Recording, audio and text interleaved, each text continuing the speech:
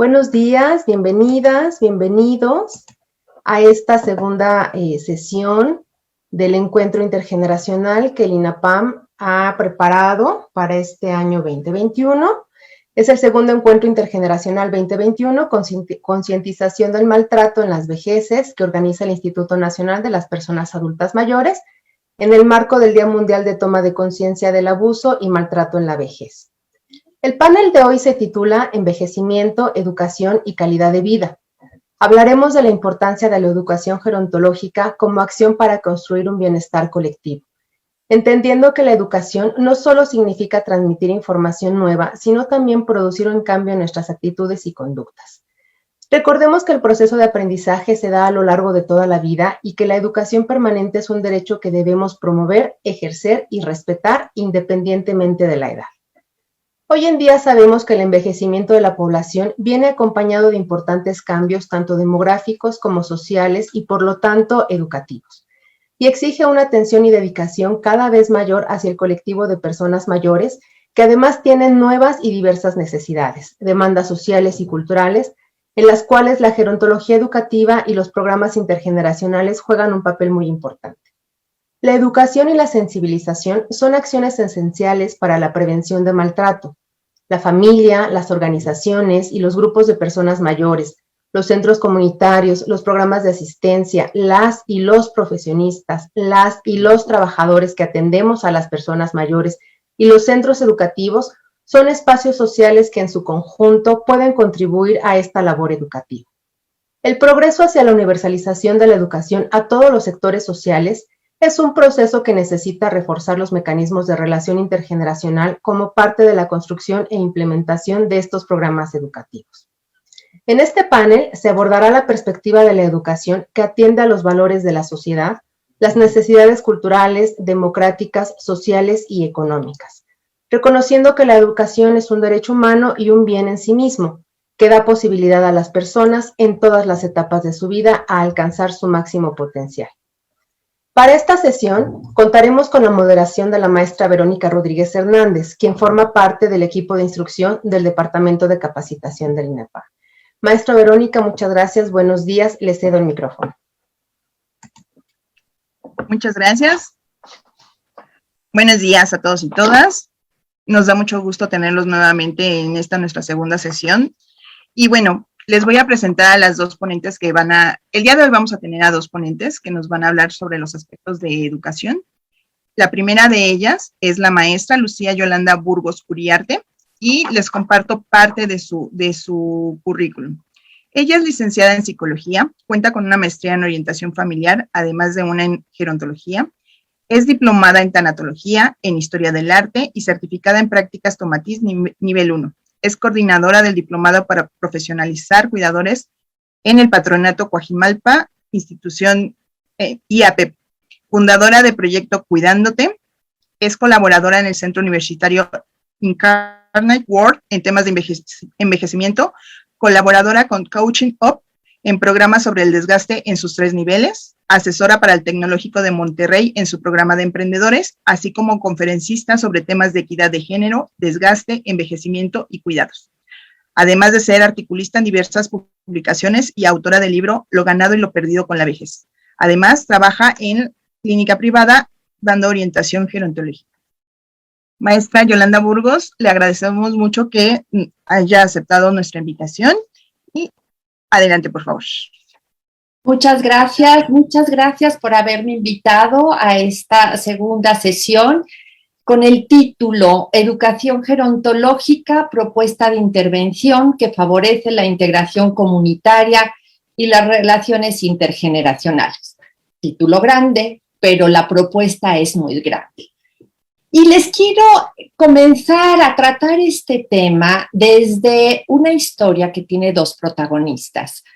La primera protagonista se llamaba Yolanda, una chica de 15 años que queda huérfana de padre y tenía 8 hermanos hacia abajo, el más pequeño con 8 meses. Y claro, en esa familia lo que hacía falta eran manos para poder sacarla adelante. Por lo que su madre le dice, te tienes que salir de estudiar y quedarte en casa. De nada valieron las súplicas, los ruegos, tuvo que dejar sus estudios. 40 años después, Yolanda decide terminar su preparatoria y comenzar la universidad. Aquí entra la segunda protagonista, que es esta Yolanda, y empiezo yo mi universidad más o menos en el mismo momento en que mi madre empieza sus estudios. Como dato curioso, la universidad donde estudiábamos en el 79 se cayó por un terremoto y entonces la reconstruyeron en base de lo que nosotros llamábamos gallineros, que eran como galerones con los escritorios. Pero eso nos permitía que en una universidad, en una comunidad pequeña, nos encontráramos todos de cualquier carrera en los pasillos. Mi madre y yo empezamos al mismo tiempo, con las mismas ilusiones, los mismos sueños, pero con una gran diferencia, que en ese entonces era muy importante, que era la edad. Yo tenía todo un mundo por delante, mi madre tenía toda la experiencia por detrás. Yo tenía amigos, mi mamá tenía compañeros, que nunca la discriminaron, sin embargo, nunca la integraron. Yo tuve accidentes todos, ¿no? Me caía, me tropezaba y no pasaba nada. Agarraba yo mis chivas y seguía con mi vida. Mi madre solo tuvo una caída y eso le valió que toda una cafetería se alarmara. Por ahí hubo algunas burlas. A mí me llenaba de orgullo ver a mi mamá en los pasillos y gritarle, ¿qué onda, mamá? Ella se avergonzaba. Ella tenía, aunque el esfuerzo era mucho por parte de ambas, pero ella no se podía permitir fracasar para no tener que escuchar el te lo dije, ¿para qué? ¿Qué necesidad tenías de estudiar? ¿No? Todo esto hacía que nuestra experiencia fuera radicalmente opuesta, cuando el origen era el mismo. Y les cuento esto porque da la explicación del por qué me dedico a lo que me dedico. Primero, mi madre me llenaba de orgullo por muchas cosas, pero verla superándose, terminando una preparatoria y empezando una carrera a los 50 y tantos años, en ese momento, era ejemplar. A raíz de eso me enamoré del papel que tenemos las mujeres en romper estos esquemas. Me apasioné por el estudio, por la valentía y sobre todo por ver el proceso de envejecimiento y estas dificultades que se tenían que romper. Yo fue hasta los 32 años que dije, no, te equivocaste de carrera, Yolanda. Claro, yo estudié diseño industrial como primera licenciatura. A los 32 años dije, ese no es mi camino, tengo que rectificar. Pero ya tenía una familia, ya no era tan fácil. Pero yo no me podía rendir. Tenía un ejemplo bárbaro que me enseñó a sobreponerme y a decir, a ver, me equivoqué, se vale rectificar. Y comencé todo lo que es ahora mi profesión y lo que verdaderamente amo en la vida. Quiero empezar también a decirles que en esta experiencia de mi madre hay elementos, sí, de discriminación, sí, de maltrato, pero también de valentía. Nos han hecho ver la vejez como algo negativo y todas las etapas de la vida tienen cosas negativas y positivas. Depende de nosotros cómo las queremos enfocar. Y yo, para elegir, siempre elijo la positiva. Como nuestro tema es educación, tengo que partir en términos muy generales sobre qué es el aprendizaje. Y el aprendizaje no radica solamente en las aulas. Aprendemos desde que nacemos y tomamos esa primera bocanada de aire. Aprendemos a comunicarnos, a relacionarnos. Eso se da en casa, el aprendizaje. Y dentro del proceso de aprendizaje, las personas tenemos como dos formas de utilizar la inteligencia basados en la memoria. Vamos a simplificar. Pensemos que la memoria es como un almacén. La puerta del almacén se llama la atención. Cuando uno es joven, ¿qué hace? Pues el almacén está prácticamente vacío. Entonces, recuperamos la memoria muy fácilmente, que se llama la inteligencia fluida. Todos estos datos que manejamos diario sobre cómo se hace una sopa, cuánto cuesta tal cosa, eso que tenemos diario se llama la inteligencia fluida. Por supuesto que en la juventud es la que más se utiliza. Conforme vamos ganando experiencia, ese almacén se va llenando de conocimientos, de aprendizajes, entonces recuperarlo no es tan sencillo. Y entonces echamos manos de la inteligencia cristalizada, que es la que está basada en la experiencia. Entonces, tenemos aquí dos grandes diferencias en cómo podemos acceder al aprendizaje y a la memoria, y sobre todo cuando hablamos de cuestiones académicas, estructuradas. Y la otra gran diferencia es que mientras somos niños y jovencitos, usamos didácticas que se llama pedagogía, que estudia la forma en la que aprendemos las personas, los niños, cuando está nuestro cerebro madurando. A distintos niveles de maduración, distintas cosas vamos a ser capaces de aprender. Pero ¿qué pasa cuando ya tenemos el cerebro formado? Y aunque sigue evolucionando y generando conocimiento y percepciones y muchas funciones, ya no está en este desarrollo como el infantil. Y entonces ahí nuestra didáctica se tiene que basar en la andragogía.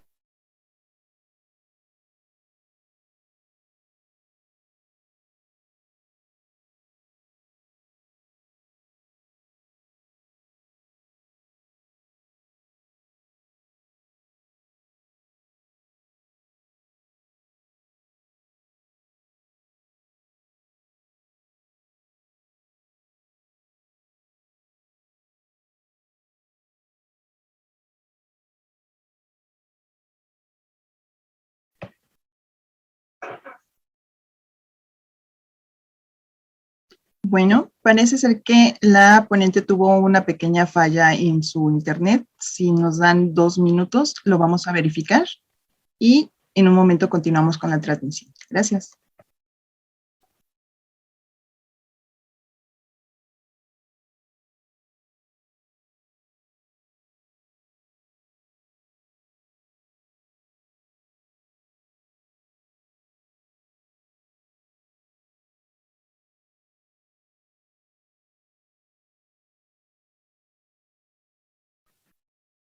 No la escuchamos ya. ¿Lista? Ok. Perdónenme, por favor, de alguna manera me sacó internet. Mil disculpas. Bueno, entonces estábamos hablando de la andragogía. Como podemos ver, entre la inteligencia fluida, cristalizada, la pedagogía, la andragogía, la pregunta aquí sería, Yolanda, ¿y realmente vale la pena pensar en programas intergeneracionales con estas diferencias? Y mi respuesta es sí, claro que sí. En mi experiencia profesional, un momento fue en el 2009. Yo tenía la oportunidad de estar dando el diplomado para profesionalización de cuidadores en la Universidad de la Tercera Edad, que está en la colonia Narvarte. Y al mismo tiempo, en la Universidad Incarnate Word, estábamos dando un programa para personas mayores dentro de la universidad. Como todos sabemos, la universidad específica para mayores ha sido un éxito en cuanto a establecimiento de redes sociales de apoyo que se han extendido, sentido de pertenencia, mayores oportunidades, ha sido exitoso.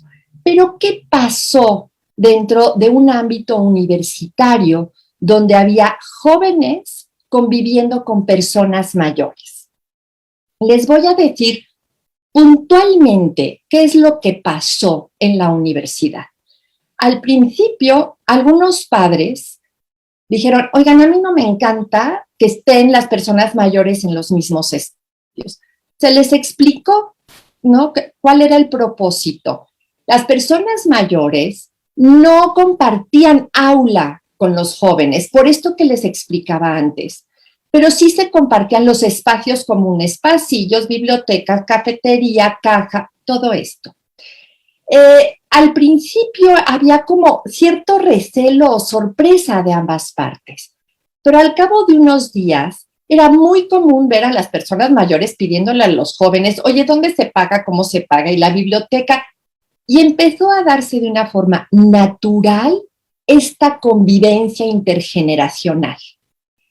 Además de las ventajas que tenía para las personas mayores de volver a la universidad, muchos de ellos, o de experimentar lo que era la universidad para aquellos que no habían tenido la oportunidad de ser alumnos de una universidad en su juventud, que fue maravilloso. Claro que surgieron romances entre nuestros alumnos y era riquísimo ver esta experiencia y cómo estaban contentos.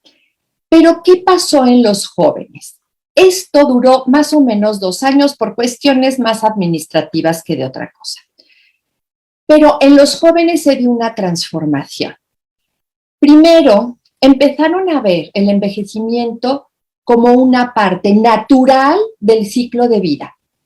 Nada de lo que nos plantea normalmente la sociedad de que las personas mayores se aíslan y no hacen ciertas cosas. O sea, ellos empezaron a ver en sus ámbitos a personas mayores participando, aprendiendo, arreglándose, romanceando, pues lo que es normal, lo que deberíamos de ver todos, ¿no? Y entonces eso empezó a normalizarse. Cuando acabó este experimento, les preguntábamos a ellos, a los jóvenes, y nos decían, pues era muy padre ver pues, que no son tan distintos, ¿no? Que tenían deseos de aprender. Uno me decía, yo hasta le dije a mi abuelo que qué hace en la casa, que se viniera aquí a la universidad. Hizo que se empezaran a quitar los mitos sobre el envejecimiento. En la cafetería, estas conversaciones con palabras altisonantes de los jóvenes empezaron a bajar el nivel por respeto a esta otra parte. Y se empezó a dar una relación mucho más sana, también de forma natural. Algo súper interesante fue que los jóvenes empezaron a ver cuáles eran las necesidades reales de las personas mayores, no imaginándoselas, teniendo contacto con ellos. Y entonces empezaron a aparecer ciertas tesis que hablaban sobre alimentación para las personas mayores, finanzas, desde psicología, qué pasa en la intergeneracionalidad. Empezaron a descubrir algo que se llama el gray market o el mercado de los mayores. Ojo, las personas de 45 años y más normalmente son las que tienen el mayor poder adquisitivo. Y eso los jóvenes parecería que no lo ven. Cuando hacemos que las generaciones convivan, cambia totalmente esta dinámica y esta percepción. Esto no fue en México, es un esfuerzo que se ha hecho desde España, que se llama, por aquí lo tengo, Speaking Exchange, que es a través de una plataforma donde los muchachos que quieren aprender inglés se ponen en contacto con personas que viven en una residencia, establecen conversaciones, los muchachos practican, los residentes los corrigen, pero esta iniciativa ha abierto un mundo de posibilidades, un emprendimiento extraordinario. Bueno, pues estos tipos de emprendimiento solo se van a dar si provocamos la intergeneracionalidad. Y otro asunto que sí quiero remarcar antes de terminar es la parte del activismo sobre el envejecimiento.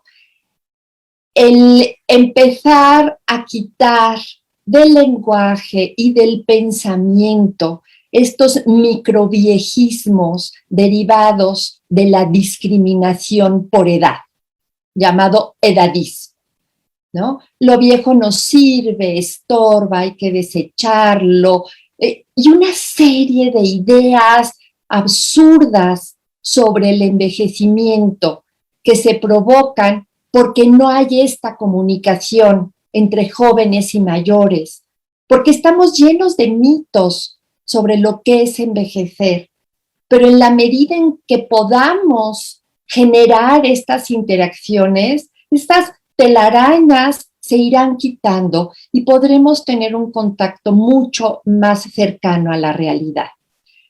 ¿Cuándo entenderemos que solo en equipo podemos crecer? Que los sueños en soledad no se cumplen, que siempre necesitamos del otro para crecer. ¿Cuándo entenderemos que los emprendimientos tienen que ser intergeneracionales para que tú crezcas, para que yo crezca? Y en esa medida como sociedad. Hoy nosotros hablamos por nuestros viejos y en el futuro ¿habrá alguien que hable por nosotros? Se los dejo a la reflexión. Muchas gracias. Muchas gracias, maestra Burgos. Sumamente interesante. En un momento vamos a retomar toda esta información y por el momento le vamos a dar la bienvenida a nuestra siguiente conferencista. Ella es la licenciada Rosa María Farrés González Arabia. Su currículum es licenciada en Educación Especial por la Universidad de las Américas, cuenta con un diplomado en Dinámica Familiar por la Universidad Iberoamericana, tiene un diplomado en Enfermedad de Alzheimer por la Universidad de Salamanca y el Instituto Nacional de Geriatría. Actualmente, la licenciada Farrés es la presidenta de la Asociación Mexicana de Alzheimer y Enfermedades Similares, y además presidenta de la Federación Mexicana de Alzheimer. Le damos la bienvenida, muchas gracias por aceptar, y la ponencia con la que nos va a compartir el día de hoy es el contexto de educación gerontológica en familiares y cuidadores, su relevancia ante el maltrato. Licenciada, bienvenida y adelante. No, al contrario, muchas gracias por el espacio, por la invitación. Yo sí quisiera compartir una presentación porque dentro de esta comunidad de personas mayores, la comunidad de viejos, hay la parte en la que nosotros tenemos experiencia y por la que luchamos es las personas que viven con una demencia. Si bien es cierto que ser viejo no implica desarrollar una demencia, ni todas las demencias son de viejos, también es cierto que la edad se va convirtiendo conforme vamos cumpliendo años, se va convirtiendo en un factor de riesgo importante para desarrollar particularmente enfermedad de Alzheimer.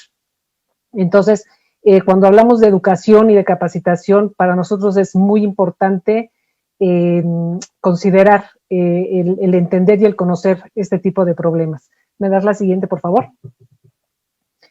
Desde que yo me inicié como Lucía, también empecé en el mundo de las demencias por mi mamá. Mi mamá desarrolló Alzheimer. Esto lo vivió como por 22 años más o menos. Habiendo sido, como describía Lucía, habiendo estudiado una carrera de licenciatura, una maestría y un doctorado después de los 40 años. Era una mujer muy inteligente y fuimos viendo cómo fue perdiendo todo eso que construyó a lo largo de toda su vida, ¿no? Así fue como empezamos a participar en el movimiento Alzheimer en México hace ya mucho tiempo. Y creo que el primer obstáculo, el primer gran obstáculo con el que nos hemos encontrado es el estigma. Hablando específicamente de México, este tipo de enfermedades está muy, muy estigmatizada. Nos encontramos con el uso de la palabra de maneras de pronto muy agresivas, muy, muy devaluantes para la persona que tiene esta condición. Pensamos que el estigma se puede definir como cualquier atributo, rasgo o comportamiento de un individuo que genera devaluación y exclusión social. Y esto es lo que sucede con las personas que tienen demencia en México. Muchas veces las personas mismas no quisieran, o sea, si se dan cuenta que algo les está sucediendo, no quieren saber, no buscan un diagnóstico porque probablemente intuyan lo que puede estar sucediendo, pero como saben a lo que se van a enfrentar o a lo que se van a encontrar, prefieren no saberlo. Y cuando finalmente hay un diagnóstico, muchas veces la propia familia los recluye, los rechaza. A veces los profesionales de la salud tampoco saben qué hacer con estos pacientes. En fin, nos topamos con el estigma que nos limita y nos obstaculiza mucho la atención y el cuidado hacia estas personas. El estigma hacia la demencia se clasifica, pues, el estigma público, que es las personas de la comunidad, cómo vemos la demencia desde lo social. Pues en México no está muy bien entendida ni muy bien aceptada, entonces hay mucha discriminación. El estigma estructural, que es el estigma dentro de las instituciones y de los profesionales. Vemos como dentro de las instituciones no hay la conciencia ni hay la idea o no se sabe qué es una demencia. Es impresionante ver cómo en el informe mundial del ADI del 2019, una de las preguntas era qué pensaban los profesionales de la salud sobre la demencia, y México, nosotros enviamos muchísimas respuestas, entonces es un dato relevante que el 69% de los profesionales de la salud pensaban que la demencia era parte normal del envejecimiento. Eso lo que nos muestra es la poca cultura, el poco conocimiento que hay hacia la enfermedad. Por lo tanto, la relación que hay hacia las personas con demencia es muy mala, ¿no? El estigma en las personas que viven con la demencia, o el autoestigma, el estigma familiar, como yo mismo pienso que tener una demencia es algo muy malo, algo que debo de esconder, y la familia, pues con mayor razón, ¿no? Esto viene mucho además porque tenemos muy asociada la palabra demencia como si fuera sinónimo de locura, y nadie quiere ser diagnosticado como loco, ¿no? Nadie quiere vivir como loco, y mucho menos ser tratado como loco. Y esto lo vemos, por ejemplo, mucho en los medios de comunicación. Hemos visto en distintos momentos y a últimas fechas todavía, como en los noticiarios, en la televisión, en las notas, se usa la palabra demencia como si fueran conductas locas, conductas violentas, conductas agresivas, ¿no? Y no necesariamente, bueno, más bien la demencia no es eso. Si me das la siguiente, por favor. Algunas de las expresiones del estigma hacia las demencias, por ejemplo, sería que hay una baja inversión en la capacitación para los profesionales de la salud en materia de envejecimiento y demencias, lo que conduce a incorrectos diagnósticos e inefectivos tratamientos. No es lo mismo dar o capacitar a alguien para cuidar a una persona mayor que tiene sus características muy particulares, si no hay una capacitación y un aprendizaje acerca de lo que es la demencia, qué significa, qué implica y qué es lo que sí se puede hacer. Otra expresión sería el temor y la vergüenza que pueden experimentar los familiares de las personas con demencia, una connotación social negativa hacia el diagnóstico, y lo que favorece el ocultamiento de los síntomas, y un tardío acceso a los servicios de salud pertinentes. Lo que mencionaba hace un momento, como no buscamos un diagnóstico temprano, que es cuando se pueden hacer todavía muchísimas cosas, entre ellas elegir cómo quiero ser cuidado, pero dejamos pasar el tiempo con la esperanza de que si no lo atiendo, se pase, o sea como si no existiera. En México todavía estos diagnósticos se dan de manera muy tardía cuando la enfermedad está bastante avanzada, y no quiere decir que no se pueda hacer nada, pero hubo un tiempo precioso que se perdió. El estigma también se expresa cuando los adultos mayores con demencia y sus redes de apoyo no son conscientes del estigma dirigido hacia la enfermedad, lo que se asocia a vivir con otras consecuencias, como la disminución en la autoestima y la autoconfianza, lo que afecta la calidad de vida, el aumento de síntomas, por ejemplo, de ansiedad y depresión, la exclusión social y la discapacidad. ¿Me da la siguiente, por favor? ¿Y qué es lo que pasa? La atención continua abruma. Yo creo que a todos nos ha pasado que de alguna manera cuando nos toca asistir a alguien o cuidar a alguien, sobre todo cuando tiene condiciones que se van sumando, hay un momento en que empezamos a sentir que se nos acumula el trabajo, que el tiempo no nos da para atender todo lo que tenemos que atender, entonces nos vamos abrumando. Una persona que va desarrollando sintomatología se va aumentando su nivel de dependencia, y conforme la otra persona se va haciendo dependiente, yo voy teniendo que renunciar, tengo que ir dejando de hacer cosas para atender lo que la otra persona me exige. Por lo tanto, empieza a modificar la actitud hacia ella, ¿no? La escasa información acerca de los procesos de envejecimiento, la falta de habilidades para el cuidado y la escasez de recursos y apoyos va agravando la situación. Si yo no entiendo, si yo desconozco que lo que mi familiar le está sucediendo es una enfermedad y que no tiene control sobre la enfermedad y de pronto se pone violento, esto lo tomo como algo personal y entonces se generan tensión y se puede generar maltrato. Se ha visto que el estrés, la percepción de sobrecarga del cuidador y la actitud hacia la persona cuidada predicen claramente la presencia de maltrato hacia la persona mayor. No es lo mismo cuidar a alguien, a mi familiar, cuando hay una relación sana, cuando hay una relación de cariño, cuando hay una relación de afecto, cuando hay una buena relación, una historia de una relación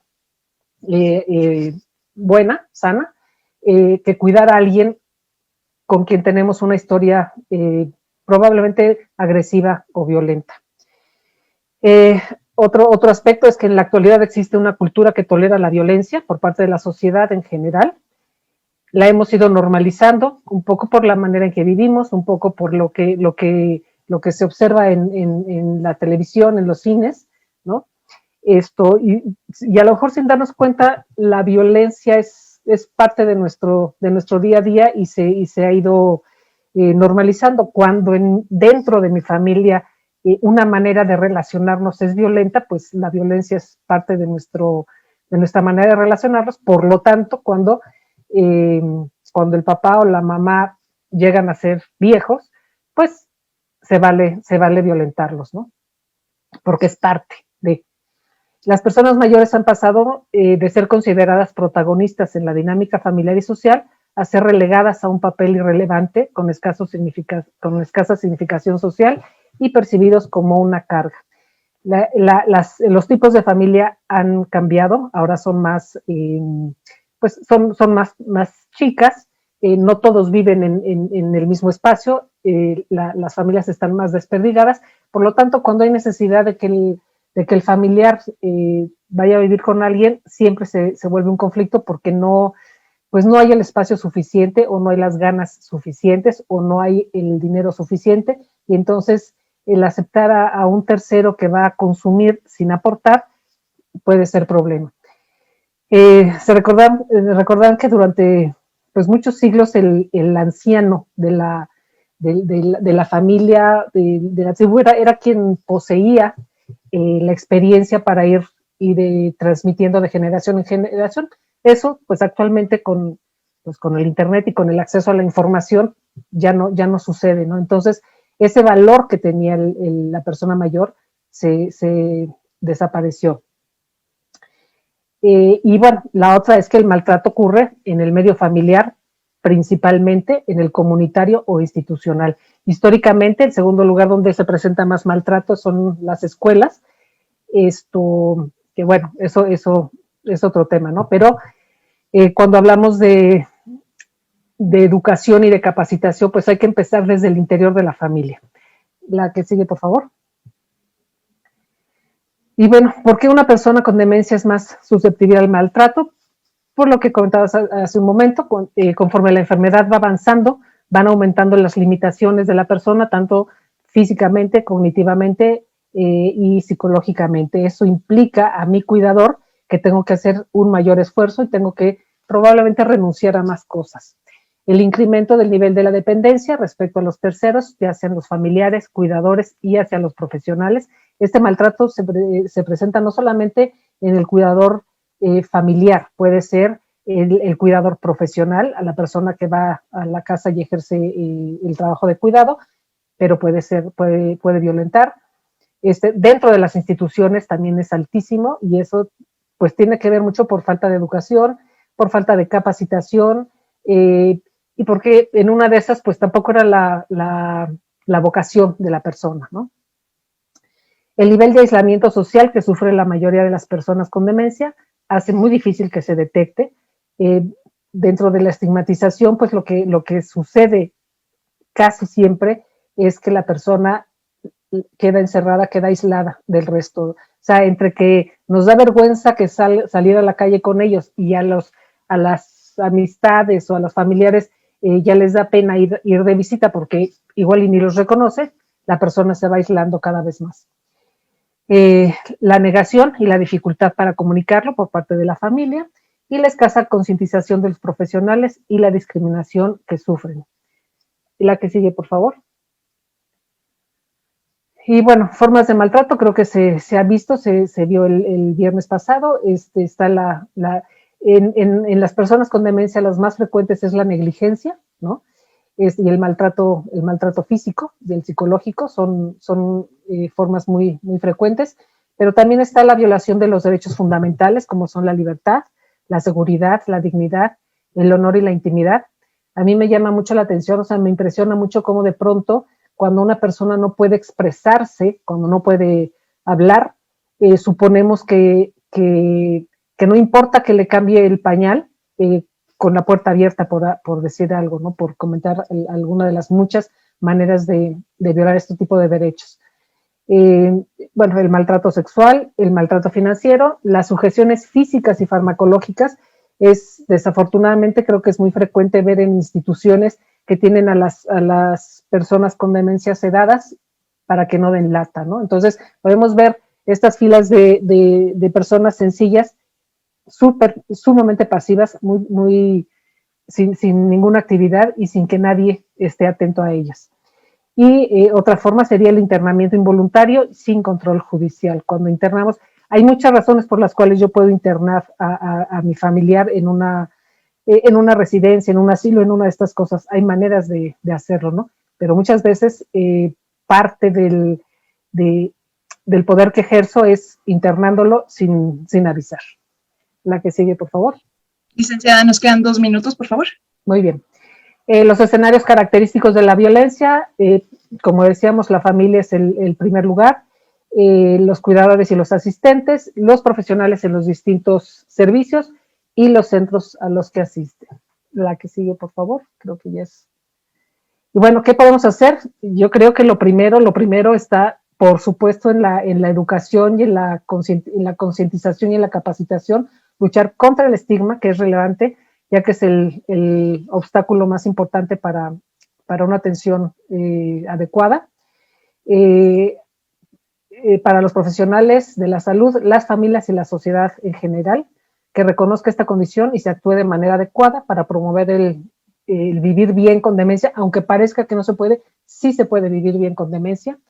Se requiere, por tanto, capacitar sobre demencias a los distintos actores que deben intervenir en la atención y cuidado de la persona que padece esta condición, y con distintos actores no es nada más, son profesionales de la salud y la familia. Hay muchas áreas que pueden intervenir para hacer que la atención y el cuidado sea mejor. Sería relevante que se reconociera la demencia como un problema de salud pública, de manera que estuvieran más presentes en programas y proyectos de atención social. Y bueno, por último decir que en México hace investigación sobre la demencia muy importante, hay mucha investigación afortunadamente, pero nos hace falta acciones concretas de apoyo, acompañamiento hacia las personas con demencia y hacia sus cuidadores. Muchas gracias.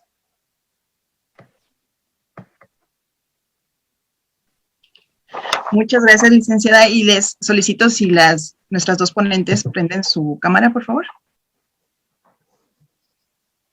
Bueno, después de esta sumamente intensa e interesante introducción, les comento que la dinámica es hacer una serie de preguntas para poder enlazar los dos temas, y si fueran tan amables de ir complementando la respuesta de una con la respuesta de la otra, se las agradecería mucho.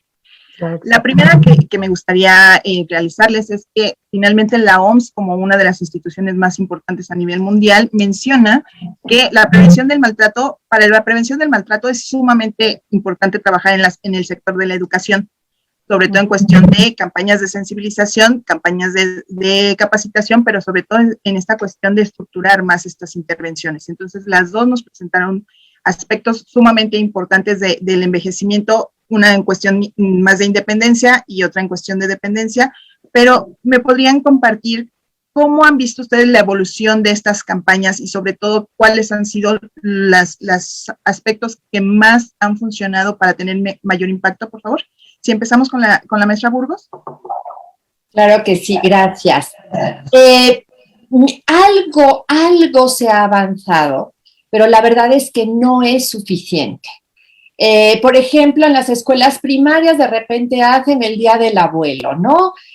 Cosas así como para ir metiendo un poco más el estado de desarrollo de este sector en otros ámbitos. Pero la verdad es que hay mucho por hacer. Hay que educar primero desde la familia y no relegar a los abuelos o a las personas mayores. Ojo, ni todos los abuelos son mayores, ni todos los mayores son abuelos, ¿no? Entonces, para empezar hay que hablar de personas mayores, no de abuelitos. Ese tipo de cosas es infantilizar. El uso del lenguaje. Esto, por ejemplo, de, ay, los abuelitos. No, las personas mayores porque tienen toda la dignidad. Entonces, empezar desde lo cotidiano, desde las familias, a no discriminar y a no relegar. La educación a través de los medios publicitarios, de contenido de programas, que hubiera desde la infancia una comprensión de lo que es todo el ciclo de vida, desde que se nace hasta que se muere. Pero parece que la última parte de la vida no hay que mencionarla, y mucho menos cuando hay algún grado de dependencia, ¿no? Como decía la licenciada Farré, eso hay que ocultarlo. No, de lo que no se habla no existe. Si no hablamos de envejecimiento, si no hablamos de demencia y discapacidad o dependencia, lo estamos sacando del constructo social. Hay que hablar de forma natural de lo que es la vida, con lo bueno y con lo malo, pero hay que hablarlo y ponerlo en la mesa cada vez que se puede. Muchas gracias. Licenciada Farrés, por favor. Sí, yo coincido con Lucía, pero creo que desde mi experiencia, desde lo que vemos desde hace mucho tiempo, es que el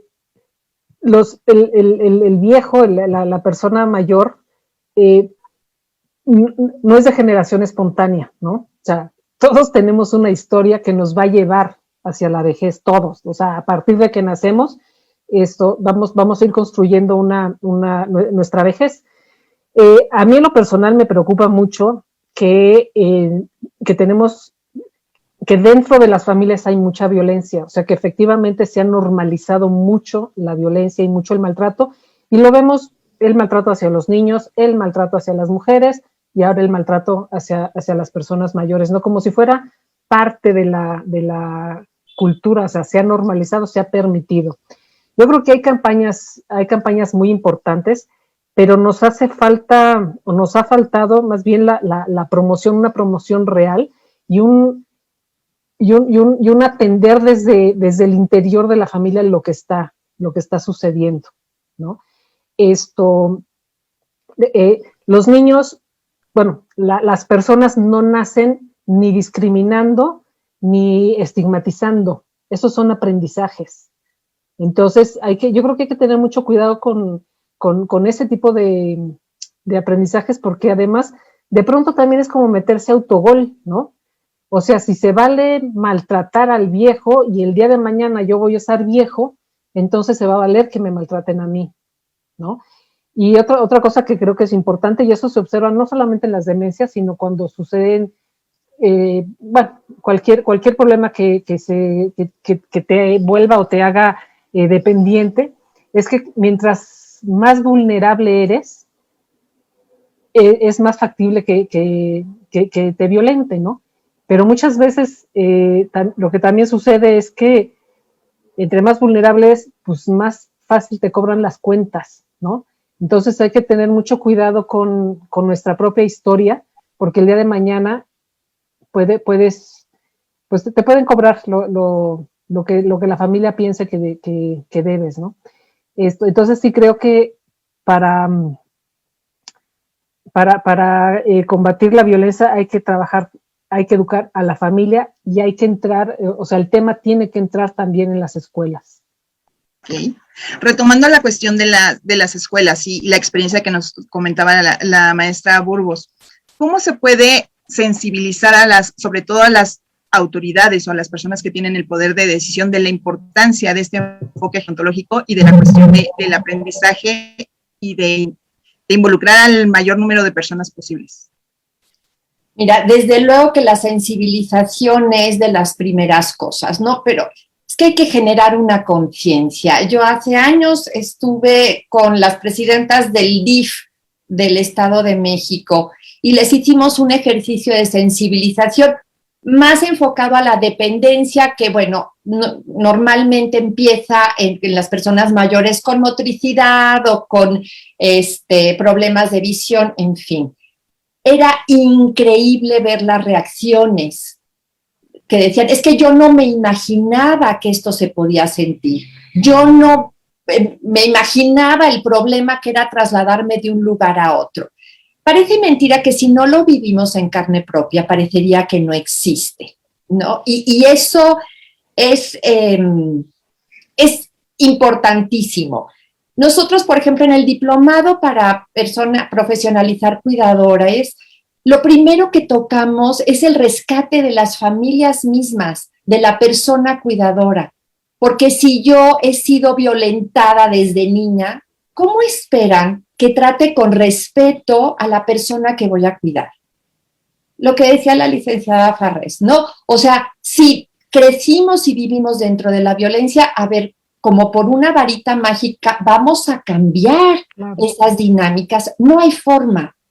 Entonces, evidenciar la violencia, yo tengo un pleito un poco cruzado con la palabra maltrato. Me parece que es suavizar lo que es violencia, ¿no? Violencia psicológica de no darle los medicamentos, de no llevarlos a los médicos ante los primeros síntomas, el atribuirle todo a la vejez sin un diagnóstico certero. Todo eso es violencia, por más que me lo quieran disfrazar. Pero ¿cómo espero que esa familia lleve a ese viejo al médico cuando si en esa familia la dinámica es violenta? Entonces, tenemos que rescatar desde el núcleo a las personas y en base a eso podremos ir acrecentando un nivel de calidad y de bienestar. Pero esto no se hace con decretos o con decir, tienes que hacer esto y esto. Tienes que entender por qué no puedes quitarle el pañal a una persona con la puerta abierta. ¿Por qué no? Porque atentas a su intimidad. Pero si tú vives eso, que todos duermen en una misma recámara, es muy difícil. Entonces, hay que rescatar desde el origen, ¿no? Y eso lleva tiempo y lleva años, pero se puede ir haciendo desde ahora, hablando de estos temas, ¿no? En estos foros, por ejemplo. Ok, muchas gracias. Licenciada Farrés, nada más para esta cuestión. Usted nos compartió que empezó con toda esta cuestión de la demencia por una cuestión individual, familiar, pero fue como la necesidad de irse profesionalizando, y que es parte de lo que comenta la maestra Burgos. ¿Cómo fue como detectar esta necesidad de profesionalizar el cuidado y qué estrategias utilizó o dónde se apoyó? Bueno, lo primero que hicimos fue asistir a la Asociación Mexicana de Alzheimer para entender la enfermedad. O sea, antes del diagnóstico de mi madre, yo nunca había oído la palabra Alzheimer, ¿no? Entonces, ya que nos dan el diagnóstico, pues fue tratar de entender. Me acuerdo que buscábamos en internet para tratar de ver, pues, qué significaba. Yo lo escribía mal, por ejemplo, porque nunca lo había escuchado, ¿no? Lo que también es cierto es que entre la teoría y la realidad, híjole, sí hay distancia, ¿no? Y además la enfermedad de mi mamá fue muy, muy, muy larga, ¿no? Pero sí, o sea, fue buscar información en la asociación, con médicos, con la gente que ya estaba involucrada en el movimiento, ¿no? Pero yo ahí sí debo reconocer una cosa, que la dinámica de mi familia nos permitió acompañar a mi mamá, como cada uno iba pudiendo, ¿no? Unos más presentes, otros no tanto, pero siempre pendientes. Cuando nos invitan a participar en la asociación, yo lo que fui de lo que me fui dando cuenta, primero fue de los privilegios que nosotros teníamos. Uno, el estilo de familia, el estilo de ser familia. Otro, pues, los recursos, ciertamente.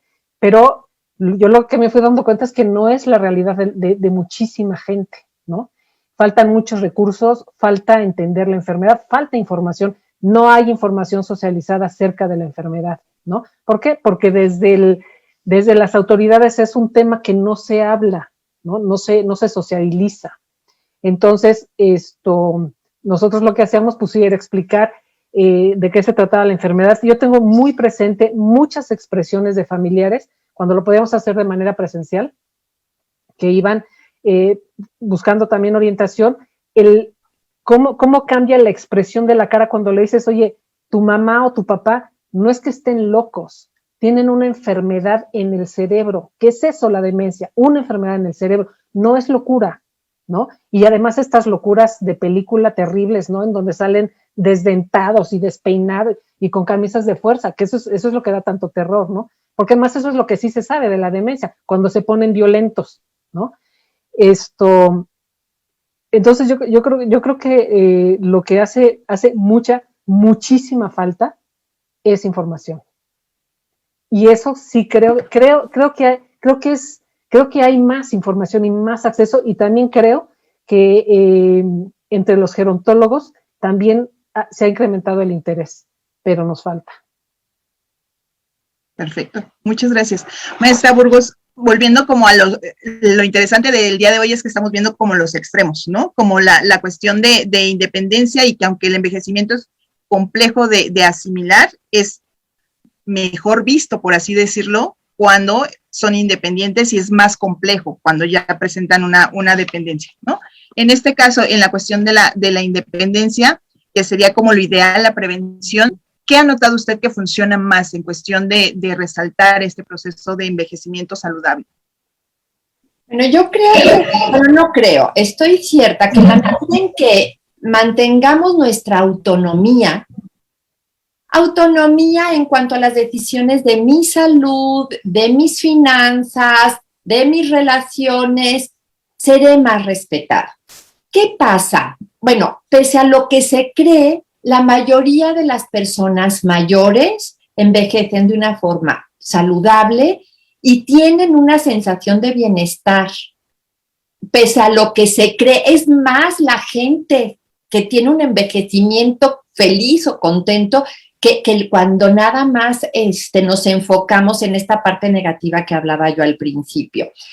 El envejecimiento se prepara muchas generaciones antes, ¿no? No es esta sensación de que ya me agarró con los dedos la puerta. No, tengo que empezarme a preparar. ¿Y cómo me puedo preparar? Bueno, por supuesto, todas las recomendaciones de salud, de ejercicio, de alimentación, pero sobre todo, pudiendo marcar límites con nuestros hijos. Hay un problema conceptual en donde mis papás ya cumplieron 65 años, ya los tengo que cuidar. No. ¿Por qué? Si una persona es dueña y señora de su vida hasta 10 minutos después de que te mueres. Sí, solo si no se presente una enfermedad, ¿no? Como es el Alzheimer o como muchas otras que pueden ser crónico-degenerativas.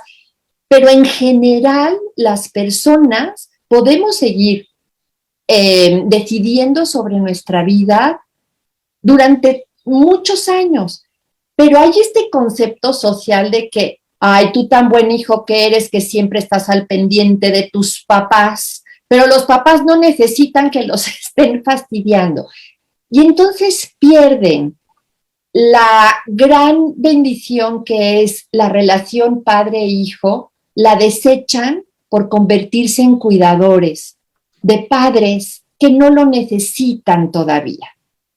No hay que sacrificar la relación filial en nombre de que mis papás ya son grandes y necesitan cuidados. Claro que pueden necesitar apoyo, compañía, pero quienes tienen padres sanos, quienes son mayores y están sanos, conserven eso y que los hijos no nada más llamen para preguntar si te tomaste la medicina, si ya fuiste al doctor, si hiciste el ejercicio, en lugar de decirle, oye, fíjate que me pasó esto, papá o mamá, ¿qué consejo me da? Te invito a tomar un café y no perder ese vínculo, que bastante desgracia es cuando se presentan enfermedades como las que nos platica la licenciada Farrés.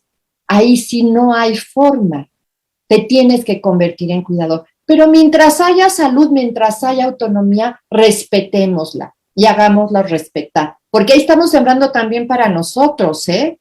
Si mis hijos ven que yo nulifico a mis papás, seguramente esa historia la van a repetir conmigo. Entonces, abusados con ese tema. Muchas gracias. Licenciada Farrés. Y yo agregaría que a pesar de la dependencia, uno es dueño de su vida.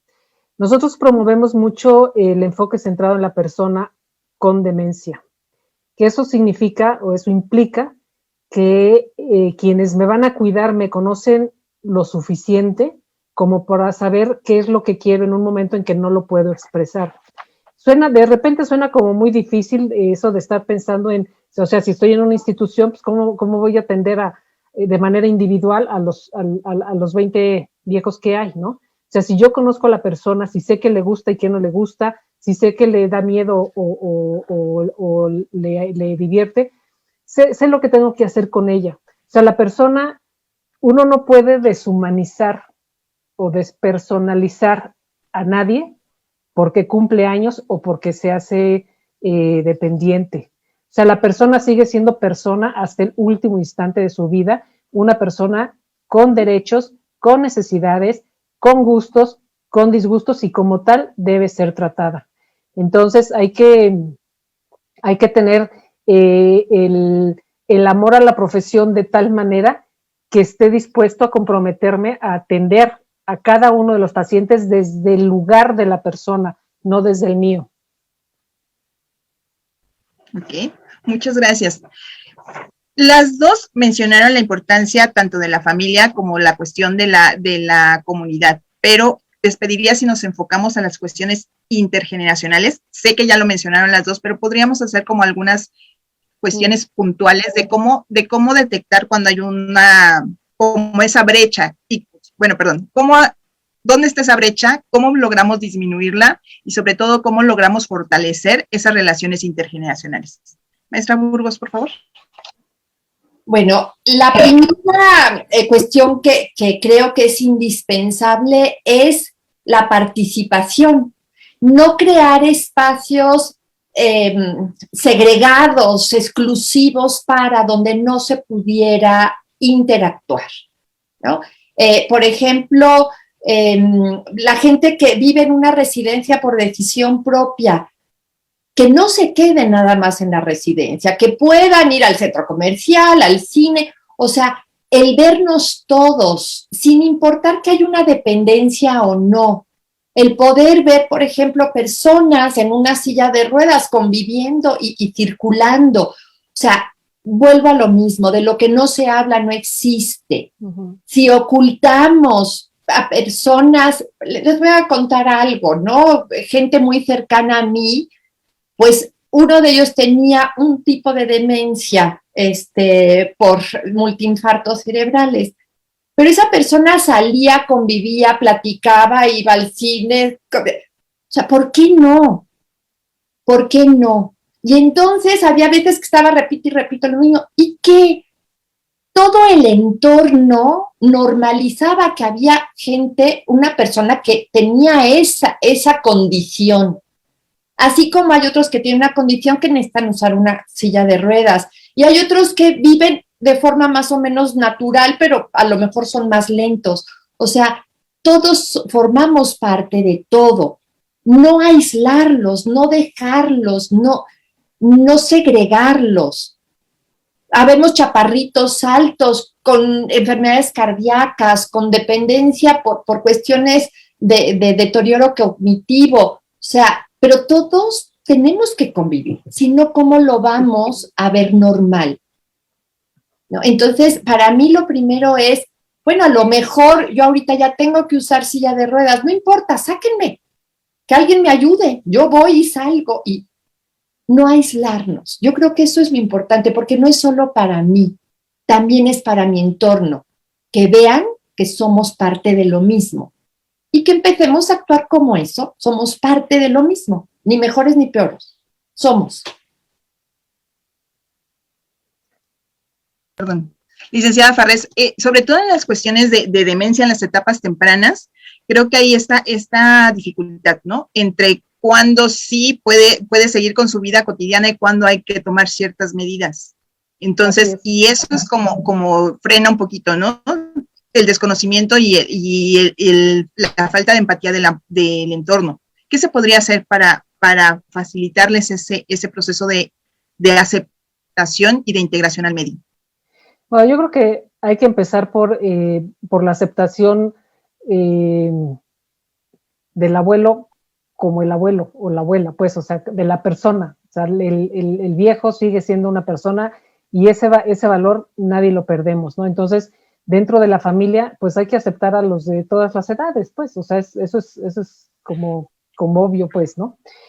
La otra es entender lo que le está pasando. O sea, la persona con demencia no se está volviendo loquita, tiene una enfermedad, como hay otras enfermedades. Estar enfermo no es padre, o sea, ninguna enfermedad es padrísima, ni mucho menos, ni nadie quisiéramos estar enfermos. Pero bueno, el hecho es que la demencia es una enfermedad, no se está volviendo loquito. Entonces, es frecuente saber que los papás dejan de llevar de visita a los nietos porque no vaya a ser que el abuelo o la abuela se porten mal o les vayan a hacer algo, o se vayan a, ¿no? O sea, estas ideas siempre muy oscuras acerca de lo que puede suceder. Cuando también es cierto que hay programas en donde los niños, hablando de los niños que no discriminan, que no están estigmatizados, los niños mismos pueden apoyar en la estimulación hacia su familiar, ¿no? Entonces yo creo que lo esencial es el conocimiento, el entendimiento de la situación y la aceptación y respeto. O sea, suena como muy fácil, pero es muy complicado porque involucra muchas cosas, ¿no? Pero yo creo que hay que partir de ahí, de la aceptación de la persona como persona, de la educación y de la capacitación. Okay. Maestra Burgos, la cuestión, como comentaron, se han puesto ciertos conceptos que en ocasiones en la práctica es difícil, ¿no? De aterrizar, como nos acaba de mencionar la licenciada Farrés. La cuestión de cultura del envejecimiento, la cuestión de fomentar el buen trato, son conceptos que suenan y se leen muy bonitos, pero ya en cuestión práctica de aterrizarlos, ¿qué nos comenta? Totalmente de acuerdo con la licenciada Farrés. Hay que preparar. A ver, cuando nosotros, los que tenemos hijos, empezamos medio a informarnos de cómo va a ser el parto, cómo va a ser la aborrecencia, ¿no? ¿Qué tengo que hacer para este tipo de cosas? La gran diferencia es que nosotros, cuando tenemos hijos, ya cursamos esas materias, ya pasamos por la infancia, por la juventud, y aquí estamos, personas hablando del envejecimiento que todavía no cursamos la materia de envejecimiento. No sabemos en carne propia, por eso hay que hablar de sensibilización, no sabemos cómo es. Nos imaginamos, les damos medio el micrófono a las personas mayores, pero ellos nos tienen que contar cómo es. Y en nuestra gran soberbia, pensamos que nosotros tenemos la verdad de cómo quieren ser tratados o cómo deben ser tratados. Y esto no es así. Tenemos que detenernos y escuchar y observar. Lo que decía la licenciada Farrés, ¿no? Centrado en la persona. Ellos nos tienen que decir, nosotros tenemos, si no nos lo pueden decir, nosotros tenemos que observar. ¿Qué es? ¿Qué está pasando? ¿Qué les hace bien? La regla principal de cualquier relación de ayuda es preguntar. ¿Qué necesitas? No darte yo lo que yo creo que tú necesitas. Entonces, el observar, y esto que les decía que pasó en la universidad, cuando los jóvenes empezaron esta convivencia, empezaron a observar cuáles eran las necesidades. No se las tenían que inventar. Entonces, desde mi punto de vista, hay que darles el micrófono a las personas mayores para que ellos nos cuenten. Y si no nos pueden contar, dedicarnos a observar, a escuchar con el cuerpo, a escuchar con la cercanía del tacto, con la cercanía de las emociones. Y entonces podremos acercarnos a una verdad de una manera más certera. Ok, muchas gracias. Acaba de decir algo sumamente interesante e importante, la cuestión de darles el micrófono. Y eso me gustaría retomarlo con la licenciada Farrés. ¿Cómo se le da el micrófono a las personas en un proceso de demencia? Mira, yo agregaría que darles el micrófono es darles el poder y reconocer que tienen el poder. O sea, ¿quién soy yo para decirle a la persona de 80 años qué necesita?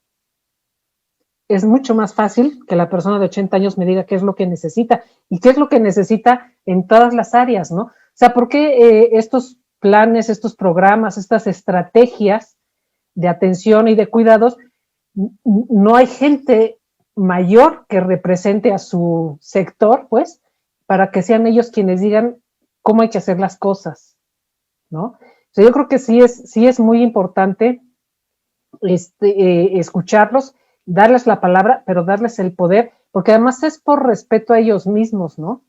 Incluso dentro de las familias, o sea, como de pronto mis hijos van a decidir cómo cuidarme, ¿por qué no primero me preguntaron cómo quiero ser cuidada? ¿No? Entonces, creo que sí es muy importante ir más allá de organizar para los otros. Hay que incluir a los otros, a las personas mayores en aquello que organice, ¿no? Eso es lo que se me ocurre. Ok, muchas gracias. Y bueno, ya para ir cerrando esta interacción, maestra Burgos, aquí la cuestión de, regresando al tema, digo, todo está inmerso en los tratos inadecuados y en la cuestión de no tratarlos como su historia de vida amerita. ¿Cómo podríamos ir como fomentando esta cuestión de prevención del maltrato? Primero de concientización, de prevención y de atención al maltrato desde las diferentes etapas de la vida. Ay, ojalá y pudiera yo contestar eso en 3 frases. A ver, primero, tenemos que tener un gerontoactivismo. Esta palabra yo la primera vez que la escuché, se la escuché a Francisco Lavarría, un gerontoactivista en Madrid. Y es esto de ponerles el micrófono a las personas, empoderarlos, que ellos sean los que nos digan qué quieren y qué necesitan. Pero también les tenemos que dar los medios para que ellos lo puedan hacer. Por ejemplo, en una entrevista de radio que me hicieron hace muchos años, cuando salgo me habla una persona y me dice, tengo 62 años. Hace 4 años una sobrina me aceptó en su casa y ella vive en el 6º piso. Desde entonces no he podido bajar porque yo tengo silla de ruedas y no hay quien me baje. A ver, si nosotros no ponemos las condiciones para que las personas puedan desarrollarse desde cualquier trinchera, desde la autonomía, desde la discapacidad o la dependencia, no van a poder ejercer sus derechos a un envejecimiento saludable, digno. Mucha de la violencia pasa de las puertas hacia adentro. Entonces, si esas personas mayores no se les da la oportunidad de que salgan, ¿quién va a ver ese maltrato?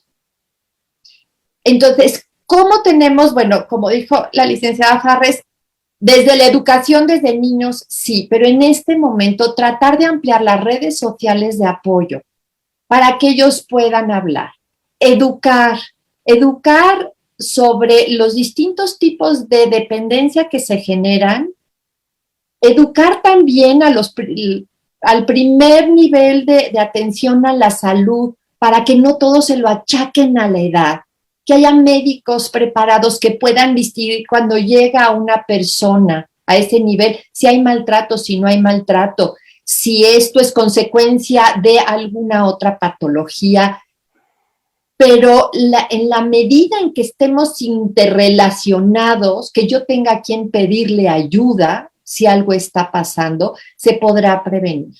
Y también conocer los derechos, porque estamos hablando de la educación del entorno hacia la vejez. Pero las personas viejas necesitan, uno, saber cómo es su envejecimiento, para que ellos mismos no sean los primeros violentadores, en el sentido de que, ay, es que ya estoy viejo y por eso me pasa lo que me pasa. No, conoce cómo es el proceso de envejecimiento para que tú puedas detectar donde hay algo anómalo y puedas atenderte. Conoce tus derechos para que no te brinquen. Haz un testamento, conoce lo que es un testamento vital, ejerce todo lo que sí hay para que tengas un envejecimiento pleno y pon límites hasta dónde pueden llegar tus familiares y hasta dónde no. Saber respetar el no de las personas es muy importante. De ida y de vuelta, porque también hay personas mayores que no respetan el no de los hijos. O sea, no es que aquí todos sean buenos de un lado y malos del otro, no. Esto es de ida y vuelta. Pero en la medida que conozcamos el proceso, los derechos, las consecuencias, bueno, podremos ir construyendo algo mejor para cada uno de nosotros. Muchas gracias. Licenciada Farrés, ¿qué nos puede comentar al respecto? Pues igual que Lucía, creo que la información es muy importante, la información es poder, ¿no? El que las familias estén informadas, el que los profesionales, no solo de la salud, sino de otras áreas, o sea, crear un entorno amigable hacia la persona mayor y hacia las personas con demencia necesita de la participación social. Y esto te lo da siempre la información y las ganas de tú también tener una vejez digna y una vejez que valga la pena vivirla, ¿no? Yo creo que hay que dejar de idolatrar la juventud, ¿no? Hay que ir aceptando lo que va a ir presentando y pues sí, o sea, lo ideal es vivir bien hasta el final de nuestros días, pero eso pues depende de cada uno de nosotros, depende de que las instituciones participen, de que las instituciones quieran facilitar estos entornos, y la educación. O sea, yo creo que es muy importante, además que en las carreras gerontológicas, además los gerontólogos se den cuenta que ellos tienen la posibilidad también de educar a otros alrededor del envejecimiento.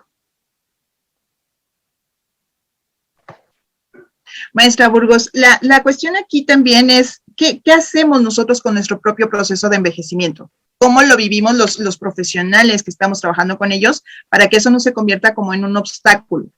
¿Qué hacemos con nuestro propio aprendizaje de nuestro proceso de envejecimiento? Pues eso, aprender cómo va a ser o cómo es el proceso de envejecimiento, las opciones que hay. A ver, desde la parte gerontológica, efectivamente lo que vemos es todo el entorno del proceso de envejecimiento. Pero ¿cuándo empieza el envejecimiento? ¿Desde que nacemos? Desde los 30 años que el desarrollo cognitivo llega a plenitud, hay una meseta y después hay un declive. Alrededor de los 40 que empecemos a perder los ojos, ¿no? La vista, o alrededor de los 50 que nos volvemos medio lentos. ¿Cuándo empieza el envejecimiento? Pues es algo muy subjetivo, ¿no? Yo me puedo sentir de 30 y cuando me veo en el espejo digo, oh, resulta que no estoy como yo pensaba, ¿no? Y así hay como muchos aspectos. El envejecimiento yo sí creo que es muy personal. ¿Cómo te sientes? Estoy hablando de condiciones normales, ojo, porque hay personas que aún estando postradas se sienten todavía con el ánimo y la motivación. Entonces, la información, como dice la licenciada Farrés, es poder, claro. A ver, ¿qué puedo esperar si yo, por ejemplo, fumé durante 40 años? pues por supuesto no voy a poder subir al isla, pero bueno, a lo mejor puedo hacer cierto ejercicio. ¿Qué es real y qué no es real?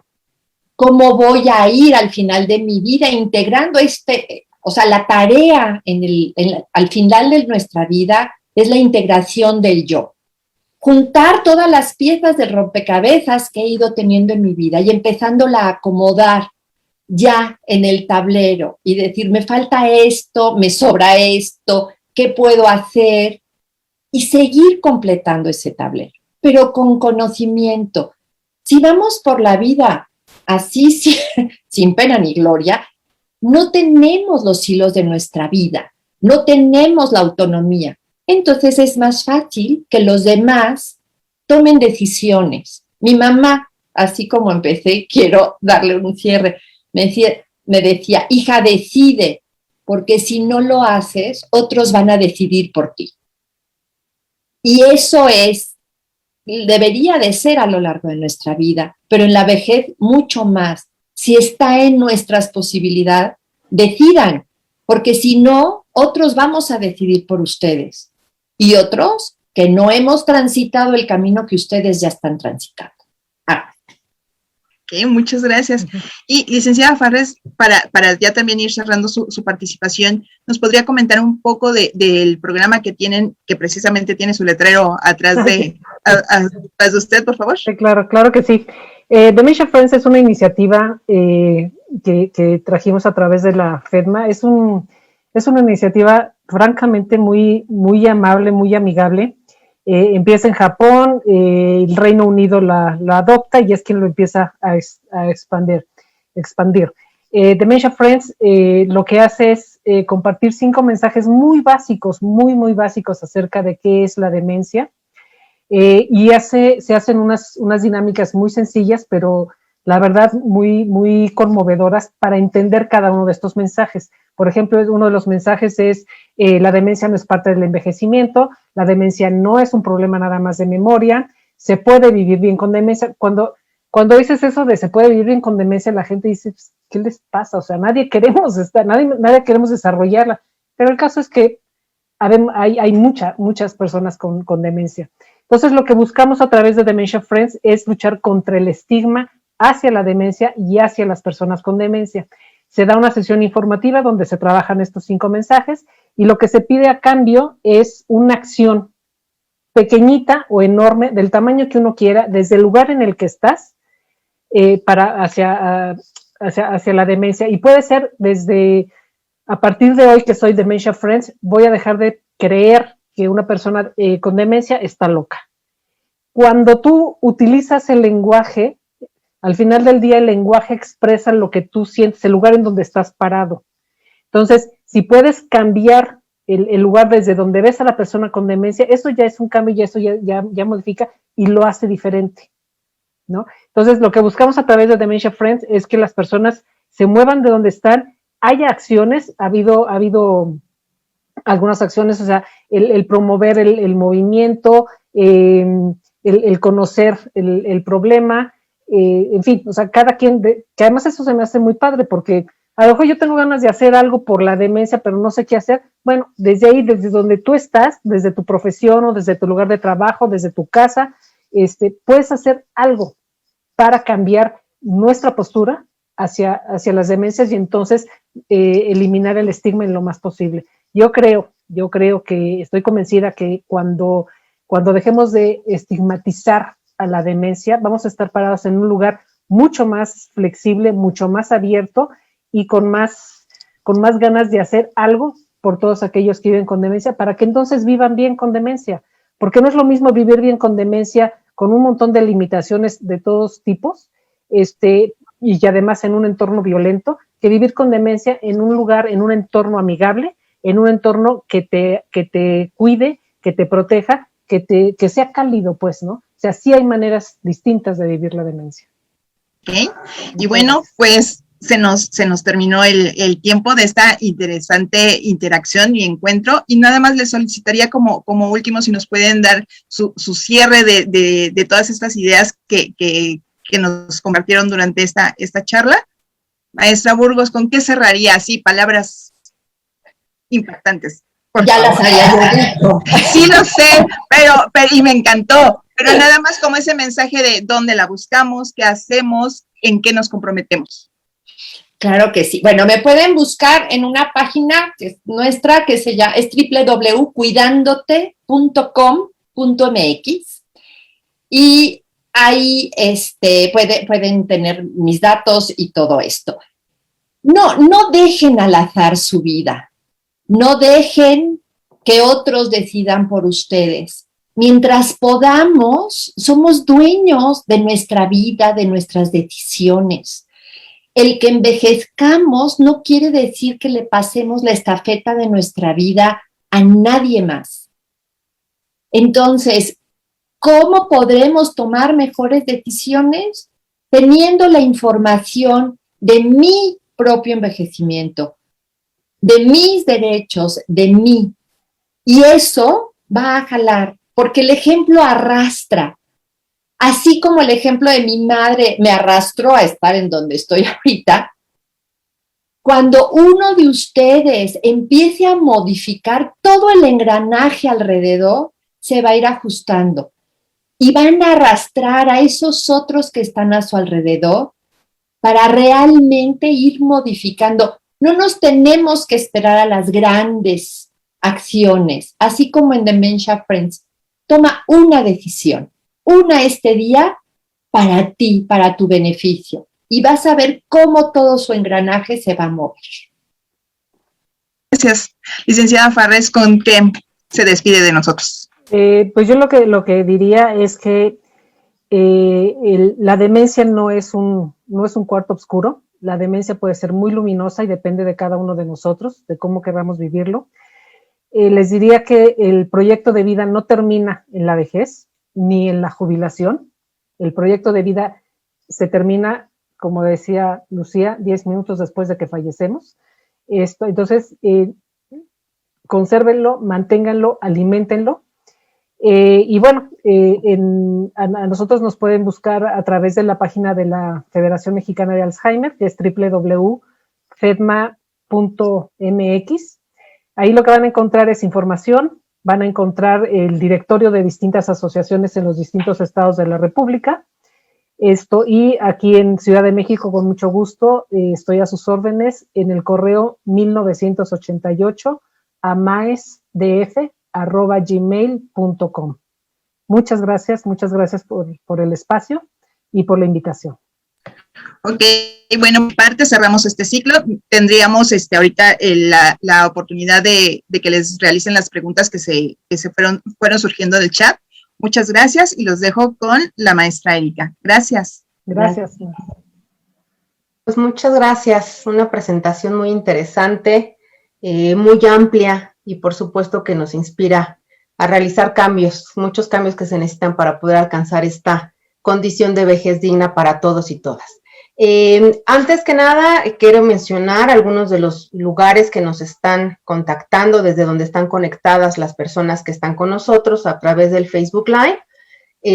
Varios municipios de nuestro país, entre ellos estados como Jalisco, Tlaxcala, Coahuila, Querétaro, Morelos, Zacatecas, Hidalgo, Guanajuato y Puebla, así como diferentes alcaldías de la Ciudad de México. Tenemos muchas felicitaciones y muchos agradecimientos en el chat. Me voy a permitir leer algunas preguntas. Nos piden, por favor, si pueden ampliar un poco el término de andragogía, que me parece que abordaba la maestra Burgos. Sí, andragogía es la didáctica que se usa para que las personas mayores aprendamos, porque tiene que estar basada en la experiencia. Entonces, es una serie de didácticas diferentes a las que se usan en pedagogía.